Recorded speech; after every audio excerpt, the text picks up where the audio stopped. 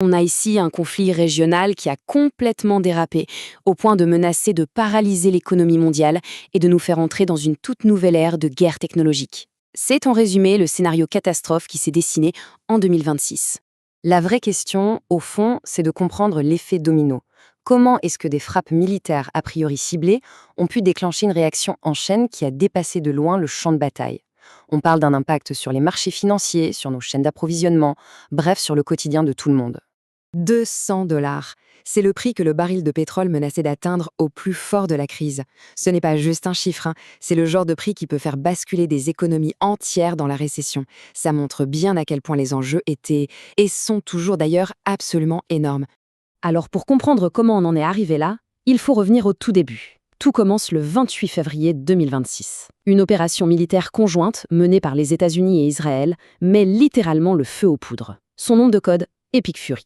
D'après les déclarations officielles américaines, la mission se voulait chirurgicale. Pas question de s'embourber dans une reconstruction de pays. Non, l'idée c'était de se concentrer sur 4 objectifs militaires très précis.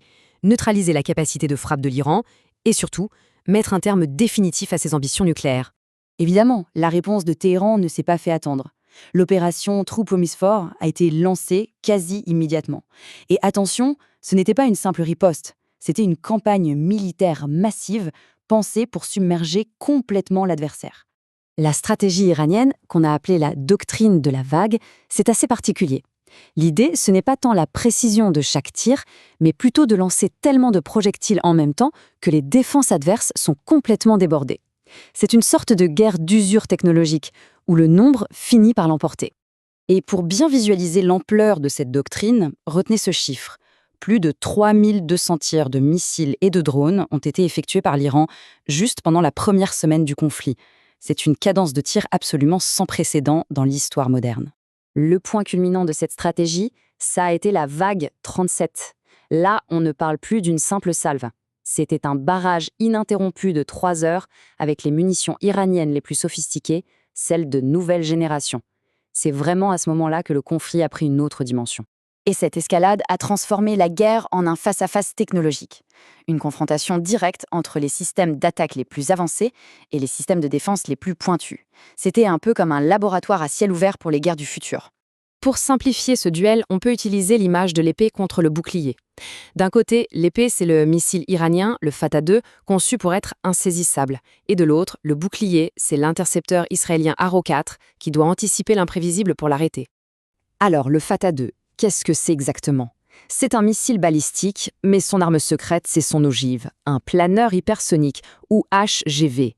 Ce truc se déplace à plus de 5 fois la vitesse du son, mais surtout, il peut manœuvrer, changer de cap de manière totalement imprévisible juste avant l'impact.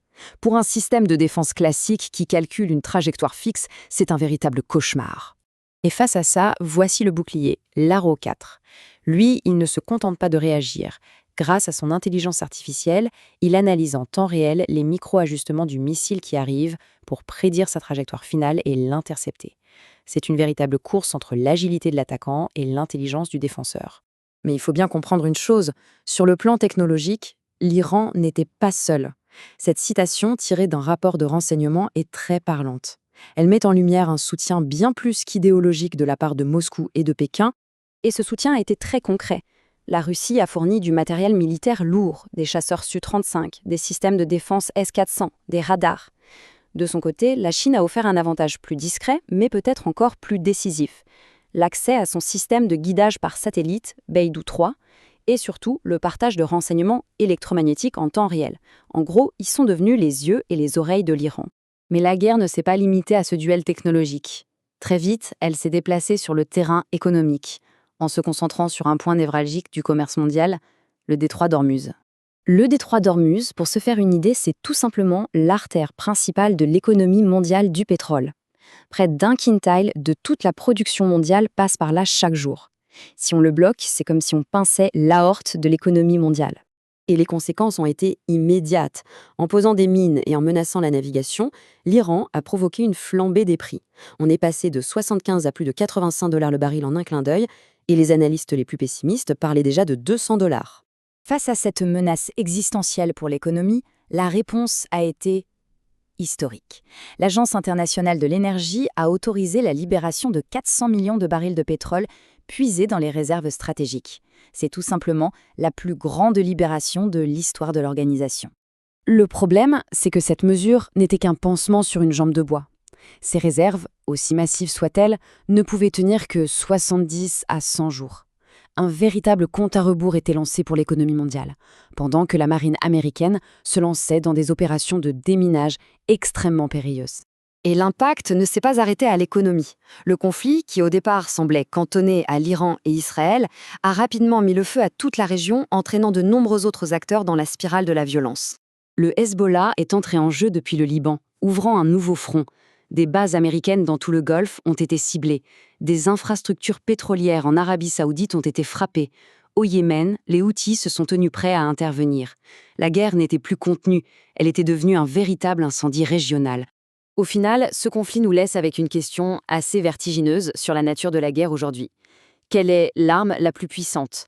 Est-ce que c'est un missile hypersonique capable de déjouer n'importe quelle défense? Ou est-ce que c'est tout simplement la capacité de contrôler un détroit, une artère économique, et de mettre le monde à genoux sans tirer un seul coup de feu supplémentaire? La question reste ouverte,